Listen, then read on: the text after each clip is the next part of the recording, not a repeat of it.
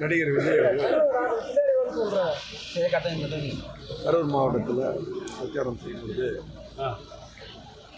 அந்த கூட்டத்துக்கு வந்த குழந்தைகள், பெரியவர்கள், அதே போல் தாய்மார்கள், சகோதரிகள், இளைஞர்கள் என்று கிட்டத்தட்ட இது 39 பேர் வந்ததாக இந்த பத்திரிகையில் ஊடகத்தில் செய்தி சொல்லி மறைந்ததாக எங்களுக்கெல்லாம் நினைவு நாள் இந்த மாதிரி ஒரு மோசமான சம்பவம் நடந்ததில்லை. மிகவும் வருத்தமான நிகழ்ச்சி.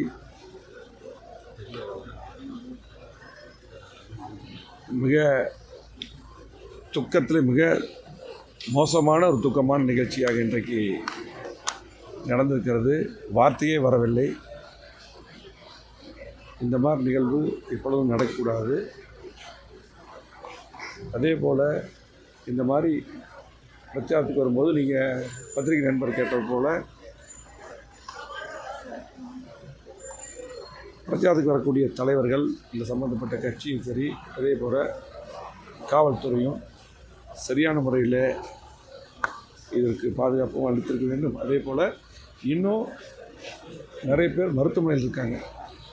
பொதுச்செயலாளர் சொன்னது போல் முழுமையாக தகவல்கள் எல்லாம் என்ன நடந்தது என்று தெரிகின்ற பொழுது விரிவாக அதை பற்றி பொதுச்செயலாளர் எடப்பாடியார் அவர்கள் அதை கருத்து தெரிவிக்கிறார் சொல்லியிருக்கார்கள்.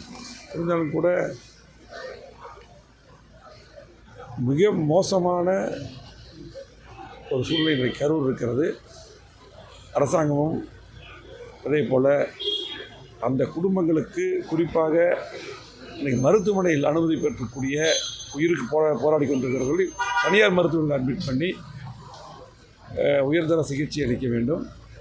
அதே போல் அந்த மரணமடைந்த இறந்த அந்த குடும்பங்களுக்கு நிவாரணத் தொகையும் அதிகமான அளவில் வழங்கி அந்த குடும்பங்களுக்கெல்லாம் கண்டிப்பாக அரசு வேலையும் தர வேண்டும். அதே போல் இந்த மாதிரி சம்பவம் இனிமேல் தமிழகத்தில் மட்டுமல்ல, எங்கேயுமே எந்த இடத்துலையுமே இந்த மாதிரி சம்பவம் நடக்கக்கூடாது. அதுக்கு எப்போதுமான நடவடிக்கை எடுக்க வேண்டும். உள்துறை அமைச்சகம் அறிக்கை கேட்டிருக்கிறது அரசுக்கு.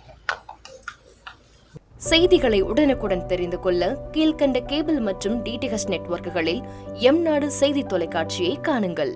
பாதகம் செய்பவரை கண்டால் நாம் பயம் கொள்ளலாகாது பாப்பா. மோதி மிதித்துவிடு பாப்பா, அவர் முகத்தில் உமிழ்ந்துவிடு பாப்பா.